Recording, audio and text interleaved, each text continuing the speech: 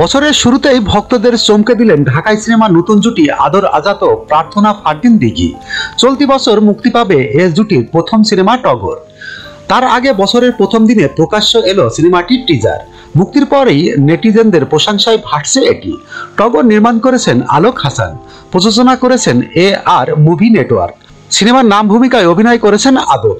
সিনেমার টিজারে দেখা যায় ছিন্ন ভিন্ন নিথর দেহে পা টেনে টেনে যাচ্ছে ভয়ঙ্কর এক ব্যক্তি। পাশেই ভয়ার্থ চোখে অসহায় দৃষ্টি মেলে তাকিয়ে আছেন একটি মেয়ে। আর তখনই অস্ত্র হাতে তার দিকে তেড়ে আসছে আক্রমণকারী এক ব্যক্তি। এমন উত্তেজনা আর থ্রিলার গল্পে নির্মিত হয়েছে টগরের টিজার, যা দেখে দর্শকদের কৌতূহল চরমে। সিনেমাটি নিয়ে আদর বলেন, এই প্রথম এমন একটি চরিত্র করছি চরিত্রদের মধ্যে তামিল কিংবা বলিউডের ভাইব কাজ করেছে। এটা ভিন্ন কিছু হতে যাচ্ছে।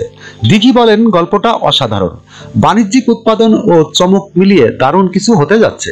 প্রসঙ্গত AR টিমের কনসেপ্টে আদর ডিগ্রি টগর সিনেমার সংলাপ লিখেছেন মামুনুর রশিদ তামিম। ফেব্রুয়ারির শুরুতে চট্টগ্রামে সিনেমাটির শুটিং শুরু হবে বলে জানা গেছে। যখনকার খবর তখনই দেখতে চোখ রাখুন সুন 24 টিভিতে। চ্যানেলটি সাবস্ক্রাইব করুন।